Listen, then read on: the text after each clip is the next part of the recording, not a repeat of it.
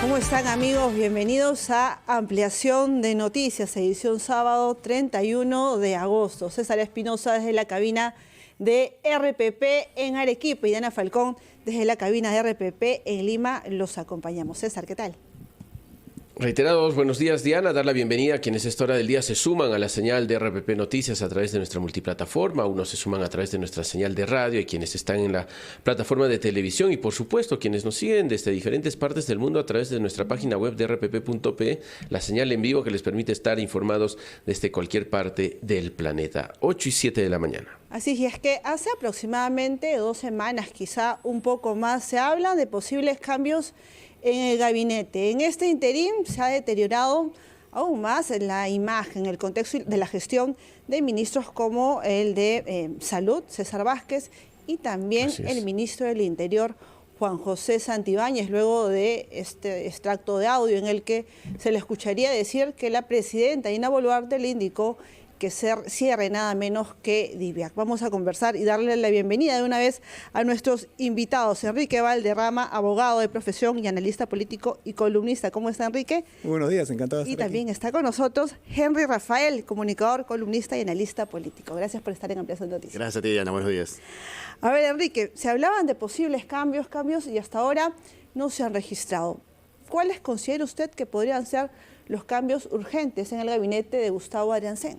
Bueno, en principio habría que señalar que el gabinete de Adriancén ha sido fundamentalmente un gabinete Otárola sin Otárola, porque cuando entró Adriancén no realizó ningún cambio ministerial.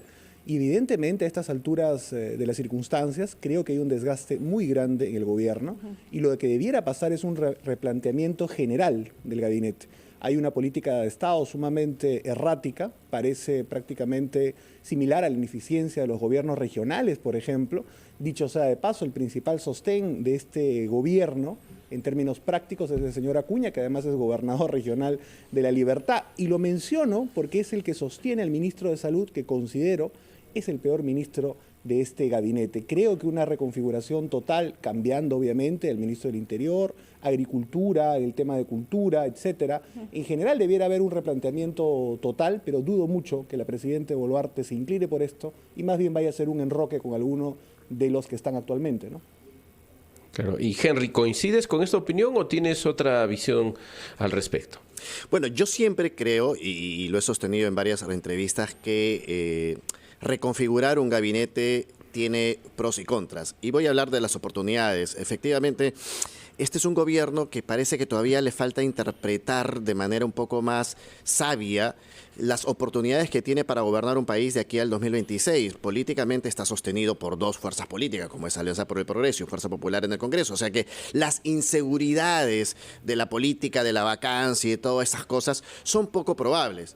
Pero lo que parece es que no tienen la interpretación, la lectura adecuada de lo que la gente necesita. Y en comunicación política siempre se habla mucho de lo que es la percepción y lo que la gente espera. Yo puedo, como gobierno, querer muchas cosas, pero hay una lectura de una lectura, me parece, poco profesional de lo que la gente necesita y percibe. Y en esa línea, un cambio de gabinete debería ser estudiado no solamente bajo el clásico esquema de, una palabra horrible, pero esa suerte de repartija de cupos entre partidos, donde le doy un ministro a un partido y le doy otro ministro a otro partido. Yo creo que la oportunidad que debería encontrar la presidenta es en encontrar personas cualificadas que puedan hacer política eficiente, pero comunicarla eficientemente. Yo sí creo que la comunicación es gravitante en este gobierno, porque si lo hicieran bien, no tendrían por qué afrontar los problemas políticos que tienen. Sea una de las grandes fallas.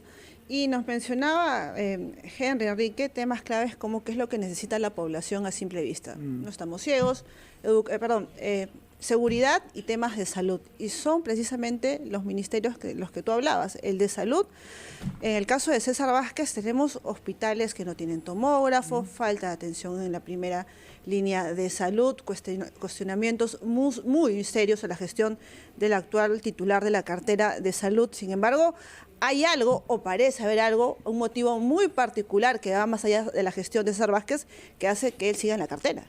Bueno, yo creo que además te quedas corta, porque respecto al asunto del ataque a la meritocracia en el tema de la salud, por ejemplo, que evidentemente ha merecido el justo rechazo de universidades de prestigio, pero también del Colegio Médico, yo quiero poner de relevancia acá que lo que parece es que la presidente Boluarte gobierna y coloca ministros no en base a los intereses de las mayorías, sino en base, lógicamente, a algunos pequeños pactos o encargos. En el caso de los pactos, claramente el ministro de Salud es un hombre puesto por Acuña, quien, como digo, da cierta sostenibilidad al régimen, pero definitivamente nada que aportar en términos de gestión pública.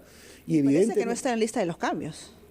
Creo que va a ser uno de los más defendidos. Ojalá que fuera cambiado. De verdad, sinceramente digo que el ministro Vázquez debe ser el peor ministro de Salud que yo recuerdo de los últimos años. Y en cuanto al asunto del Ministerio del Interior, creo que está más o menos claro que no ha habido ninguna iniciativa, no solamente de este ministro, sino de este gobierno, alrededor del tema de la seguridad. Recuerda tú las declaraciones hace muchos meses de Otárola cuando le hablaban de Bukele y él decía que había un plan Boluarte, para luego meses después la misma presidenta decir que nunca hubo ningún plan Boluarte. Por lo tanto, una reconfiguración ahora creo que sería lo mejor. Mira, mi tesis sobre eso es bastante sencilla. Si Fuerza Popular y Alianza para el Progreso, sobre todo Alianza para el Progreso, están sosteniendo a Boluarte, lo más sincero sería, junto a otras fuerzas parlamentarias, que armen un gabinete parlamentarizado, pero que evidentemente transparente en esa alianza y asuman también el costo político de este asunto. Claro. Ahora, pero desde el Parlamento, por ejemplo, a diferencia del gobierno cuando estaba el presidente Pedro Castillo, que se tenía mucha ahí, eran muy incisivos los congresistas con cualquier error que cometieran los ministros, que dicho sea de paso también eran ministros que no daban la talla, no había forma de defenderlos, pero ahora como que son muy tolerantes, ¿no? O sea, salen ministros a decir que son prácticas culturales, ni siquiera los interpelan, sale el ministro Ángel Manero de Desarrollo Agrario a decir que no hay hambre en el Perú, cuando la evidencia, uno sale a la calle y se da cuenta que es todo lo contrario. En el sector salud, ni que hablar, el ministro de Trabajo también, que bajo el Ministerio de Trabajo está el Seguro Social, por ejemplo, que es un desastre. Hoy hemos tenido el caso de una persona que nos decía, me han dicho que recién a partir de enero va a haber citas en reumatología y mi mamá está enferma y en enero todavía del 2025 va a ir a recibir. O sea, tenemos un Estado que a claras luces es deficiente en su gestión. ¿Es un problema de nombres o es un problema ya también del personal de planta, de quienes funcionarios están haciendo línea de carrera hace muchos años dentro de los ministerios? ¿Solamente basta con cambiar la cabeza o habría que hacer una reingeniería desde adentro? Uy, has agarrado carne, como se dice, ¿no? Porque el problema del Perú, en el fondo, es un problema estructural. Arrastramos funcionarios públicos que han venido ocupando la función pública, valga la redundancia, a través de pactos políticos, componendas, arreglos, gobierno que llega, pone una cantidad de personas a trabajar y además a este componente viene el problema de la judicialización de la política, que hace que los funcionarios públicos sean cada vez más temerosos de hacer que los procesos de contrataciones y las acciones de ejecución del Estado funcionen. Pero yo solamente quiero equiparar tu pregunta también al tema del Congreso que mencionabas respecto a esta suerte de falta de... No diría de trabajo de persecución, porque eso no debería haber, pero sí de fiscalización. Pero es cierto también que desde el gobierno carece de un partido político. El gobierno tiene que tener pactos políticos y esos pactos políticos le dan sostenibilidad. El problema, insisto, es que si de los pactos políticos no emergen figuras con calidad de ejecución en las acciones del Estado y que lo comuniquen asertivamente, entonces vamos a tener nuevamente ministros que puedan pertenecer a uno u otro partido, pero que no generan para la ciudadanía acciones que lo beneficien. Y ahí está la tarea es fácil. Hay que atreverse a hacerla. Gente Enrique, y en ese contexto también la presidenta Dina Boluarte, y lo ha confirmado en RPP el ministro de Desarrollo e Inclusión Julio de Martini, es que se vienen cambios en la estructura del Ejecutivo. Sobre eso vamos a conversar tras la pausa. Por favor, les pido que paciencia y nos esperen algunos minutos. Son las 8:15 de la mañana. Amigos, es momento de ir a un corte. Regresamos con más aquí en La Rota, en Ampliación de Noticias por RPP, la voz de todo el Perú. 8 de la mañana con 18 minutos, continuamos en Ampliación de Noticias, el programa en el que conversamos con los protagonistas de la información y estamos hablando acerca de los ministros, ¿no? Estos posibles cambios que se darían en el gabinete ministerial, quienes podrían abandonar. Ya hemos mencionado algunos ministerios, claramente algunos ministros tienen ahí ya el nombre prácticamente dentro de los bolos, o por lo menos lo que refieren los analistas, y estamos conversando con Enrique Valderrama, abogado de profesión, analista político, columnista, además Henry Rafael, también comunicador, columnista y analista político. Y antes de ir con esto de la fusión de los ministerios que mencionaba Diana, quería hacerle una pregunta a los dos referente a este tema estructural. Tenemos la Autoridad Nacional del Servicio Civil, ¿no?, que su misión indica que es fortalecer justamente a las instituciones. Y me hacía la pregunta, y me gustaría que ustedes también la respondan, ¿realmente servir está sirviendo, está cumpliendo con este objetivo? ¿O tenemos una institución que poco a poco le hemos ido cortando las extremidades hasta dejarla sin la utilidad para la cual fue creada? No sé quién de los dos se anima a responder primero. Bueno, yo creo que fue una buena iniciativa, fue un buen enfoque, pero poco a poco ha ido desnaturalizándose. Creo sí que necesitamos en determinadas instituciones, en general en toda la gestión pública. El problema es fundamentalmente de gestión.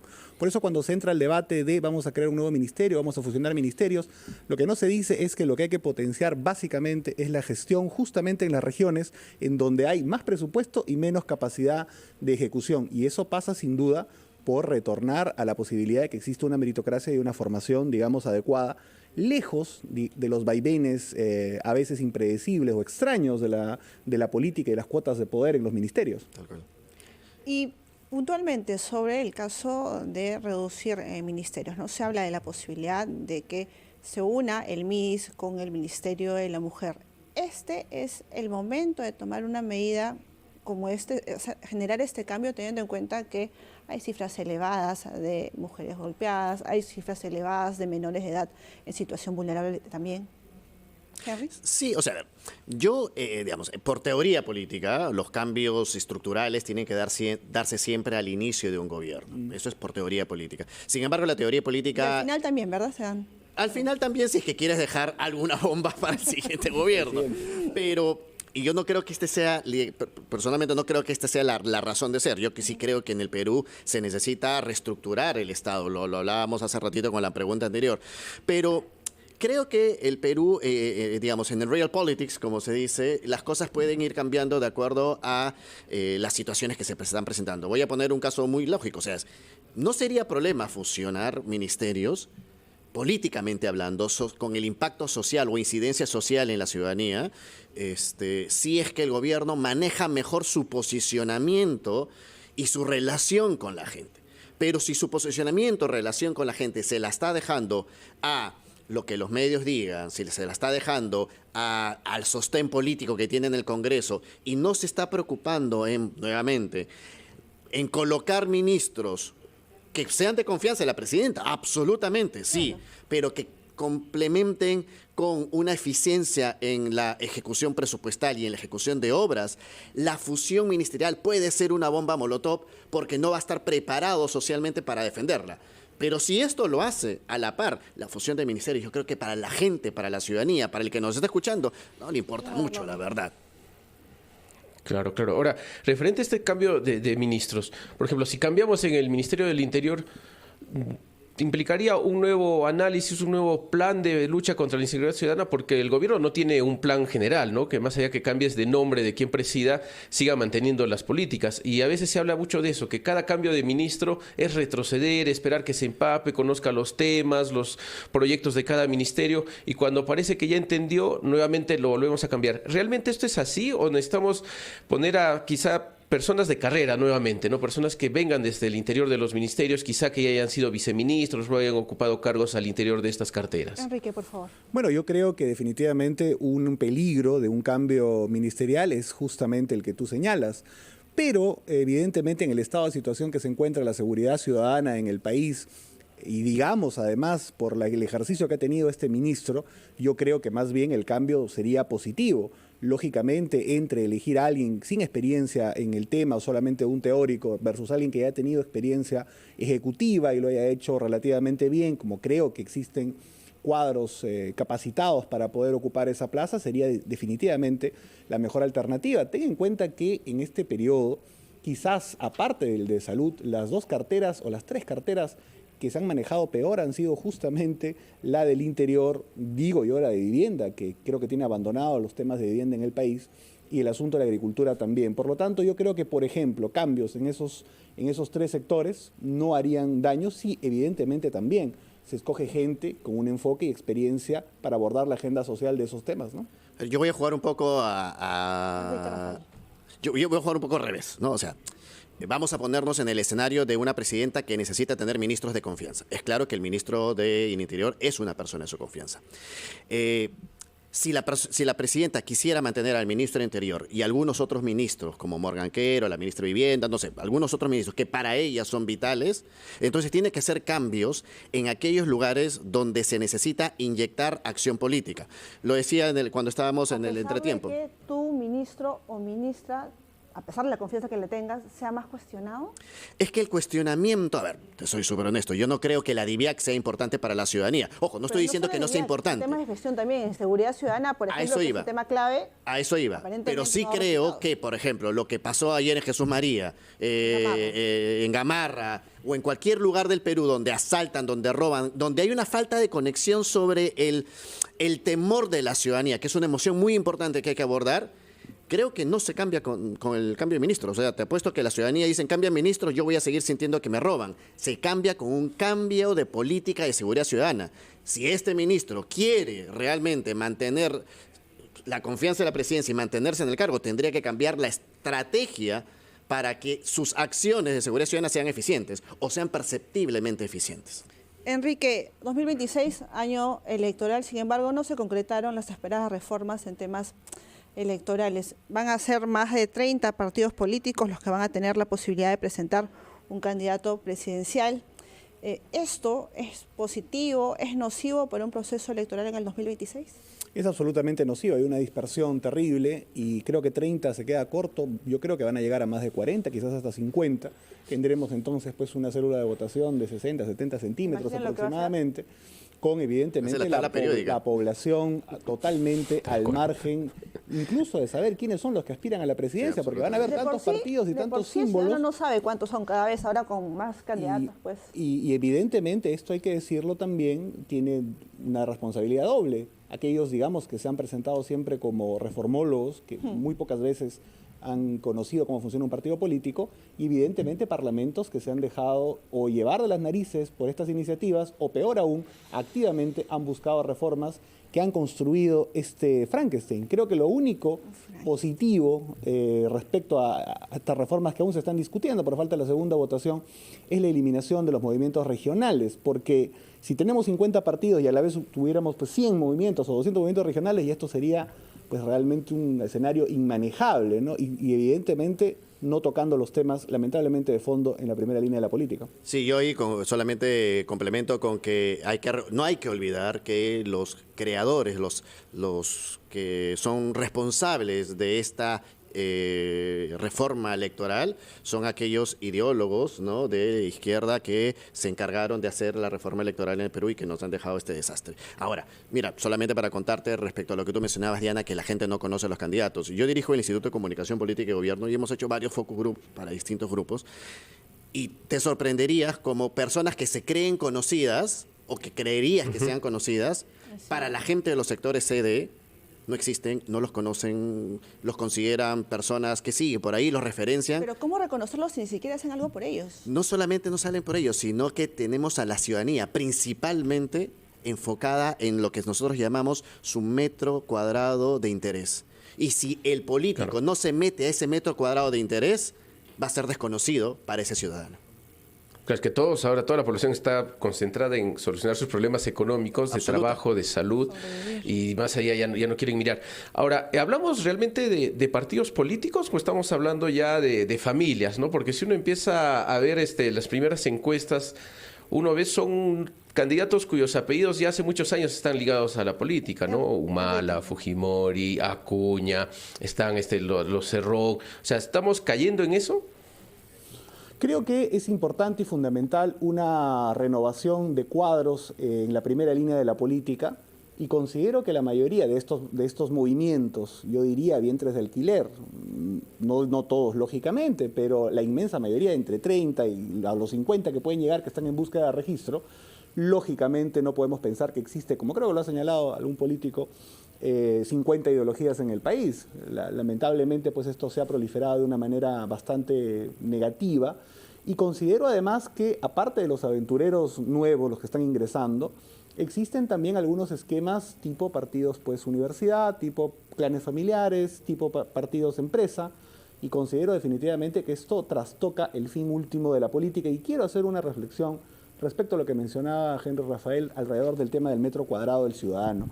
Y justamente los demócratas tenemos que mirar esos intereses, porque si no, me temo que el 2026, con este desapego de la gente por la política, con este mal gobierno y un parlamento frívolo, va a poder proliferar algún discurso radical, autoritario, no democrático, que definitivamente le hable, quizás en términos demagógicos, de estos intereses cercanos, y la gente pueda terminar votando por ellos. Sí, absolutamente. Es que la comunicación política ha evolucionado, y los partidos políticos, me atrevo a decir, o las agrupaciones, o estos partidos de alquiler, o lo que sea, pero estos 40 o 50 agrupaciones que hoy están en carrera política, yo me atrevería a decirles, mire, solamente van a sobrevivir aquellos que dejan la soberbia y dejan la clásica forma de hacer política, porque hoy en el real politics, en el mundo moderno electoral, hacer política va a depender mucho de la inteligencia y de la experiencia que le pongas para poder llegar a ese metro cuadrado.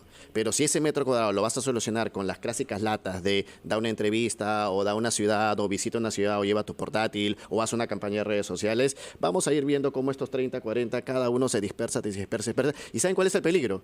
Que van a sobrevivir solamente los que, no solamente los extremos, los que están ahorita. Y además da la impresión de que cada vez nos arrinconan más a los peruanos, de tal manera que nos quedemos con el mismo escenario a los que ya estamos acostumbrados. Por ejemplo, lo que ocurrió en las elecciones pasadas con el caso de Pedro Castillo. 8:30 de la mañana. Muchas gracias por estar en Ampliación de Noticias. Enrique Valderrama, abogado, analista político y columnista, y Henry Rafael, comunicador y analista político. Muy amables. 8:30 de la mañana, amigos, es momento de ir a una pausa para los que nos siguen a través de televisión y escuchar los titulares de la media hora para los que nos acompañan a través de radio. Volvemos.